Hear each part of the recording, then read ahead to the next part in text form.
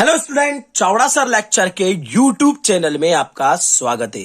कक्षा 12वीं विषय भूगोल प्री बोर्ड परीक्षा 2021-22 का संपूर्ण हल इस वीडियो में हम लेके आए हैं। तो अगर आपने अभी तक भी चैनल को सब्सक्राइब नहीं किया है तो चैनल को सब्सक्राइब कर दे, बेल आइकन को क्लिक कर ले, जिससे आने वाले वीडियो की नोटिफिकेशन आप लोगों को आसानी से मिल जाए। तो आइए शुरुआत करते हैं हम ऑब्जेक्टिव से।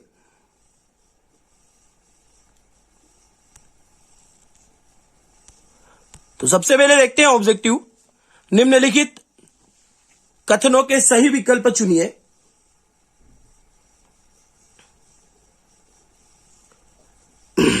सबसे पहला, अमूलवादी रेडिकल के विचारधारा का प्रतिपादन किसने किया था? तो वो किया था मार्क्स ने। दूसरा,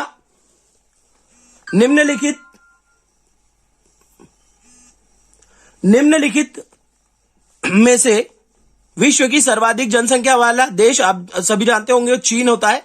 निम्नलिखित में से कौन सा तृतीय क्रियाकलाप है? तो जो तृतीय क्रियाकलाप है वो व्यवसाय है। उद्योग गलत है, ये व्यवसाय है। निम्नलिखित में से किस राज्य में सर्वाधिक अप्रवासी आते हैं? वो है महाराष्ट्र। निम्नलिखित में से जल किस प्रकार का संसाधन है? तो वो है चक्रीय संसाधन। क्योंकि देखिए जो जल है वो चक्रीय संसाधन होता है, अचक्रीय संसाधन। ये अजैव संसाधन तो है ही नहीं, जैव संसाधन भी नहीं है, अनवीनीकरण संसाधन भी नहीं है, अचक्रीय संसाधन है। इसके बाद आएगा बेंदा मध्य भारत के क्षेत्र के जंगलों में रहते हैं। तो वो आएगा आपका अंबुजबाड़। अंबुजबाड़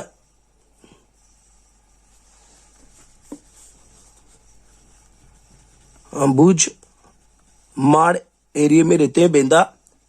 और दूसरा है, किस आयु से किस आयु तक कार्यरत जनसंख्या है? तो ये होती है जो कार्यरत जनसंख्या 15 से लेके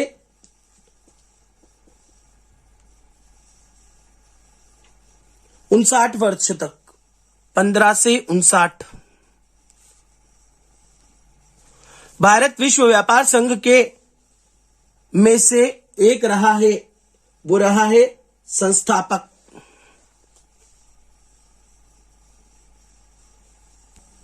तो यहां आ जाएगा आपका संस्थापक। किसी देश के अत्यंत महत्वपूर्ण घटक है वहां के लोग। समतल क्षेत्रों में ग्रामीण बस्तियों का प्रतिरूप दिखाई देता है, आयताकार।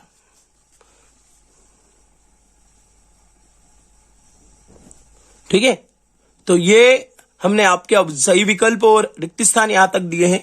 इसके आगे के देखते हैं। अगर आपने अभी भी चैनल को सब्सक्राइब नहीं किया है, चैनल को सब्सक्राइब कर ले। विशेष रूप से हमने इसके पहले अर्थशास्त्र, हमारा राजनीति, हिंदी और अंग्रेजी के चारों पेपर हमने डाल दिए हैं। सिर्फ इतिहास और भूगोल बचा है, तो भूगोल हम डाल ही रहे हैं और इसके बाद इतिहास हम डाल देंगे। आगे देखते हैं। नेक्स्ट है, बरमोर जनजाति क्षेत्र हिमाचल प्रदेश के किस जिले में स्थित है? तो जो इसका आंसर आएगा आपका वो आएगा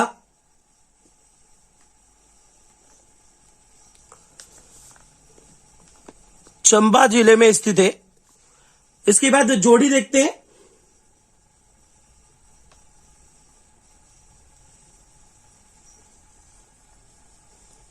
तो जोड़ी के आंसर देखिए। पहले विश्व में निम्नतम लिंग अनुपात, तो यह आएगा संयुक्त अरब अमीरात। दूसरा, सामूहिक कृषि, उसमें आएगा कोल्ह खोज। उसके बाद आएगा अंगूर की कृषि, भूमध्य सागरीय कृषि। भूमध्य सागरीय कृषि। तीसरा,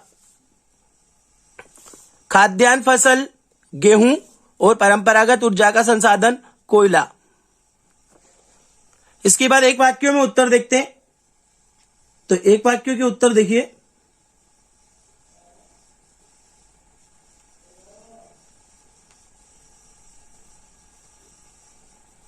तो पूछा गया है भारत में लिंगानुपात किस प्रकार ज्ञात किया जाता है? तो भारत में लिंगानुपात बराबर होता है स्त्रियों की संख्या बटे पुरुषों की संख्या गुणित 1000।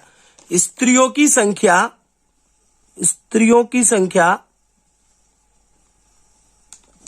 बटे पुरुषों की संख्या और गुणित 1000, इसे भारत में लिंगानुपात ज्ञात होता है। 2011 की जनगणना के अनुसार भारत में कितनी जनसंख्या है? तो 121 करोड़ है, आप जानते ही हो। उसके बाद भारत के किस राज्य में स्त्री साक्षरता दर न्यूनतम है? तो है जम्मू एंड कश्मीर। जम्मू एंड कश्मीर। उसके बाद बड़ी लाइन या ब्रॉडगेज में रेल पटरियों की दूरी कितनी होती है? तो आएगा आपका आएगा यहां पे मैं कंफर्म नहीं हूं, थोड़ा सा मुझे भी डाउट है। 6.606 लिखा हुआ है, इसलिए आप इसको थोड़ा सा टेली आउट कर लेना, या मैं मेरी कमेंट में बता दूं आपको इसके बाद में। और स्थान बदलकर की जाने वाली कृषि क्या कहलाती है? वो स्थानांतरित कृषि कहलाती है। महानगरों की जनसंख्या कम से कम कितनी होनी चाहिए? तो 40 लाख से अधिक होनी चाहिए। कितनी? महानगरों की जनसंख्या कितनी होनी चाहिए? 40 लाख से अधिक। तो ये हो जाएंगे आपके एक वाक्य के उत्तर। अब बात करते हैं सत्य असत्य की। तो सत्य असत्य में हमको जो आंसर है वो पहले 2 सत्य है, तीसरा असत्य है, चौथा सत्य है, 5वां असत्य है और 6ठा भी असत्य है। अब बात करनी है हमको इसके प्रश्नोत्तर की। तो प्रश्नोत्तर देखिए, एक एक प्रश्नों के उत्तर में मेरे द्वारा लिखे हुए आंसरों के द्वारा आप लोगों को बता देता हूं। प्रश्न नंबर 6, मानव भूगोल के 2 उप क्षेत्रों के नाम लिखिए। मानव भूगोल के बहुत सारे उप क्षेत्र होते हैं, आप कोई से भी लिख सकते हो। आर्थिक भूगोल, सांस्कृतिक भूगोल, सामाजिक भूगोल, ऐतिहासिक भूगोल आदि। चलवासी पशुचारण किसे कहते हैं? सीधी सी बात है, आपने भेड़ बकरी वाले देखे? भेड़ बकरी वाले कैसे घूमते? बकरी वाले तो ठीक है, भेड़ वाले कैसे घूमते हमारे एरिया में? ऐसे ही जो घूमते घूम घूम के ने अपने को जानवरों को चराते हैं, वो चलवासी पशुचारण कहलाता है। उसमें वो घास को विकसित नहीं करते, वो खुद नहीं उगाते हैं, प्रकृति अपने आप उगाती है वो वाली घास। ठीक है, तो चलवासी पशुचारण में चरवाहे चारे व जल की तलाश में इधर उधर घूमते रहते हैं, और चलवासी पशुचारण में चारा प्राकृतिक रूप से विकसित होता है। इसके बाद है कृषि आधारित उद्योग के नाम। आप सभी जानते हो, इससे इतना सोचने की जरूरत नहीं है इस क्वेश्चन के लिए। आप मन से भी लिख सकते हो, गेहूं लिख सकते हो, कपास उद्योग है जो कृषि पर आधारित है। गुड़ और खांडसारी उद्योग है। फल और सब्जी उद्योग जितने भी होते हैं, तिलहन उद्योग, जूट उद्योग, ये जितने भी उद्योग होते हैं वो सारे काय पे कृषि आधारित उद्योग होते हैं। अगला बात करते हैं प्रश्न नंबर 9 की। मानव बस्ती किसे कहते हैं? जहां मानव रहते हैं वो मानव बस्ती कहते हैं। ये नॉर्मली भी हम आंसर दे सकते हैं। भूगोल, सांख्यिकी और पुरातत्व में बस्ती इलाका या आबादी वाला स्थान जिसमें लोग रहते हैं उसे मानव बस्ती कहते हैं। बस्ती में गांव, शहर, कस्बा सभी शामिल है। इसके बाद करते हैं मुख्य श्रमिक किसे कहते हैं? मुख्य श्रमिक वह व्यक्ति जो एक वर्ष में कम से कम 183 दिन काम करता है। मतलब 183 दिन अगर कोई मजदूरी करता है तो वो मुख्य श्रमिक कहलाता है। और इसीलिए गवर्नमेंट अगर अस्थायी श्रमिक रखने होते हैं तो वो 180 दिन से कम का काम देते हैं। सलग 180 दिन का काम, 183 दिन का काम नहीं देते अगर मुख्य श्रमिक नहीं है तो। ठीक है, जो लगातार एक वर्ष में या कम से कम एक वर्ष में 183 दिन काम करता है मुख्य श्रमिक कहलाता है। गैरीसन नगर किसे कहते हैं? गैरीसन नगर, गैरीसन नगर आप लोगों ने सुना होगा, छावनियां बोलते हैं हम। अगर मालवा की बात करें, उज्जैन के आसपास की, तो आगर में छावनी बोलते हैं एक स्थान को। तो जहां छावनियां होती थी, मैं जिस शहर में रहता हूं महिदपुर में, इसमें भी किसी जमाने में छावनी रही है, पर यहां से छावनी बाद में आगर शिफ्ट हो गई थी। पुराने जमाने की बात है वो, बहुत अंग्रेजों के टाइम की। तो जो ब्रिटिश काल में होता था ना, ब्रिटिश काल में अंग्रेज शासक ने कई छावनियां बनाई थी। छावनियां मतलब जहां पे सैनिक रह सके, वो क्या कहलाती थी? गैरीसन नगर कहलाती थी। और ये छावनी नगर भी कहलाती थी। उदाहरण अंबाला, जालंधर, महू, बबीना, उदयपुर आदि। आप लोगों को बता, महू भी है, इंदौर के पास में महू है, वो वाला भी महू भी है। इसके अलावा भी ये और भी जगह है। अपने एमपी की बात करें तो आगर में भी एक इलाके को छावनी बोलते हैं, महू को भी छावनी बोलते हैं। तो ये गैरीसन नगर उनको ही बोलते हैं जहां पे अंग्रेजों ने छावनियां बनाई थी, जहां पे वो उनके सैनिक रखते थे। आगे देखते हैं अगला प्रश्न। वायु प्रदूषण के दो स्रोत लिखिए। वायु प्रदूषण के दो स्रोत आप आसानी से लिख सकते हो। एक तो उद्योग और कारखानों से निकलने वाला धुआं या उसकी राख या धुआं गैस, विषैली गैस, और एक सड़क पर चढ़ने वाले जितने भी मोटर वाहन होते हैं उन सभी से निकलने वाली विषैली कार्बन मोनोऑक्साइड गैसें, सीसा आदि वायु को प्रदूषित करता है। इसके बाद देखते हैं प्रश्न नंबर 14। देखिए प्रश्न नंबर 14 में पूछा है प्रवास के 3 अपकर्ष कारक लिखिए। तो अपकर्ष कारक इधर वाले पॉइंट है, तो आप इस साइड वाले पॉइंट जो दे रखे हैं वो तीनों पॉइंट आप लोग एग्जाम में उसमें पेपर में लिख सकते हैं। पॉइंट नंबर 1, पॉइंट नंबर 2 और पॉइंट नंबर 3। अपकर्ष कारक लिखना है किसके? प्रवास के। यहाँ पे दो तरह के लिख रखे हैं, प्रतिकर्ष भी लिखे हुए, अपकर्ष भी लिखे। आपको इसमें लिखना है प्रवास के अपकर्ष कारक 1, 2, 3। तो ये हो जाएगा आपका प्रश्न नंबर 14। इसके बाद बात करते हैं प्रश्न नंबर 15 की। देखिए प्रश्न नंबर 15 में उन्हें वो पूछा था कि प्राथमिक एवं द्वितीय क्रियाकलापों में कोई 3 अंतर लिखिए। तो ये प्राथमिक और द्वितीय क्रियाकलाप में हमने यहाँ पे 4-5 अंतर दे रखे हैं, आप इनमें से कोई 3 अंतर लिख सकते हैं। प्राथमिक गतिविधियां क्रियाकलाप, ये मानवीय क्रियाकलाप है और ये मानवीय क्रियाकलापों में आते हैं और प्राथमिक उत्पादों के गुणों के रूप में परिवर्तन करके उन्हें अधिक उपयोगी व मूल्यवान बनाते हैं। तो यहां से आप लिख सकते हैं प्राथमिक क्रियाकलाप में आप जानते हो क्या होगा? मछली पकड़ना, लकड़ी काटना, खनन, पशुचारण, कृषि करना। द्वितीय क्रियाकलाप में क्या आता है? लोहा, इस्पात, सूती वस्त्र उद्योग, चीनी उद्योग, सभी तरह के उद्योग। बात करते हैं अगले प्रश्न की, प्रश्न नंबर 16 की। अगला प्रश्न दे रखा है, प्रश्न नंबर जो 16 है, ग्रामीण एवं नगरीय जनसंख्या में 3 अंतर। तो आप यहाँ पे प्रश्न नंबर 16 का आंसर यहां से दे सकते हो, ग्रामीण जनसंख्या और नगरीय जनसंख्या में अंतर।